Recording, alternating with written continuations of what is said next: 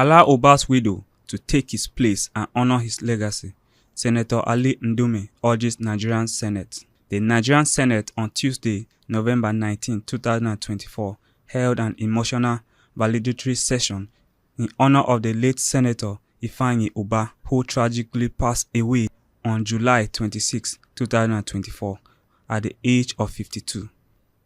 Ubah, who represented Anambra South Senatorial District in the National Assembly, died in London following an illness. His death sent shockwaves across the political landscape, with many acknowledging his significant contribution to the Senate and his advocacy for his constituency. On the day of the session, the casket bearing his remains was placed in front of the Senate chamber at the foyer of the White House Wing National Assembly Complex. Ubah's seat in the chamber was covered in flowers and draped with a cloth, colors of Nigerian flag, green, white, green, as lawmakers, dignitaries gathered to bid farewell. The session saw the presence of numerous distinguished individuals, including Vice President Kashim Shettima, former Anambra State Governor Chris Ngige, and Senate President Godswill Akpabio.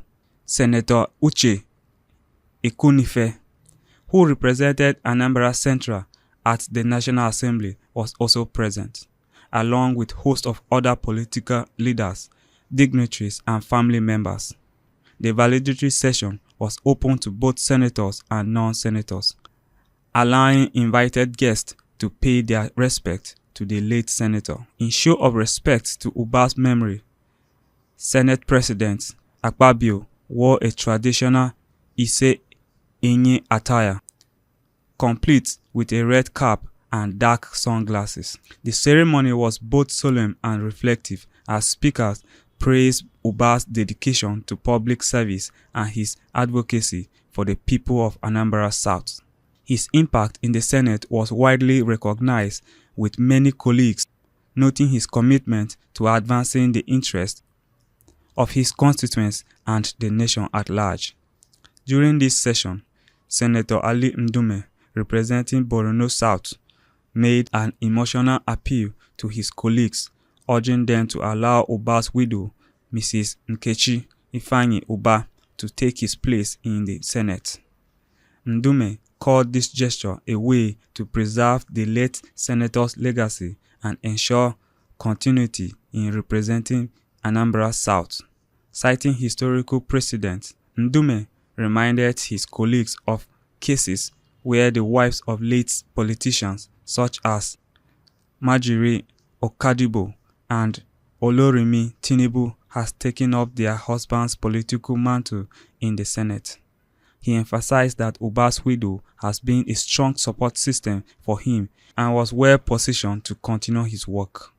What I want to appeal to you, Mr. President, is that we keep the spirit and aspiration of Ifeanyi alive, Ndume said.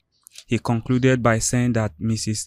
Ubah, who is around 50 years old, will be an ideal candidate to represent the people of Anambra South and ensure the late senator's aspiration live on in the Senate.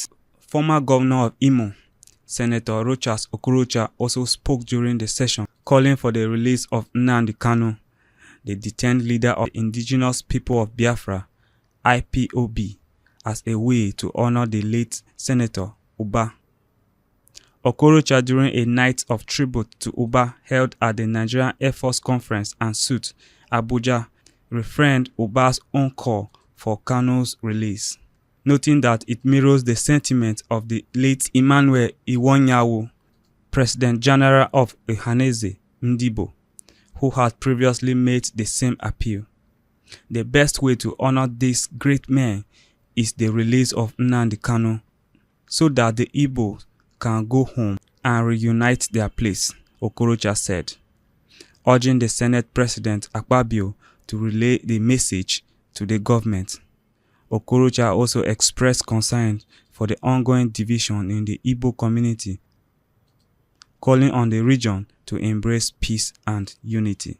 Reflecting on the legacy of the late Igbo leaders, Okorocha shared a thought-provoking message suggesting that if leaders like Ojukwu and Ekweme could reconcile after their disagreement, the living should follow their example and work towards unity. Ubah, a business-turned-politician, was known for his work as the CEO of Capital Oil and Gas Industry Limited.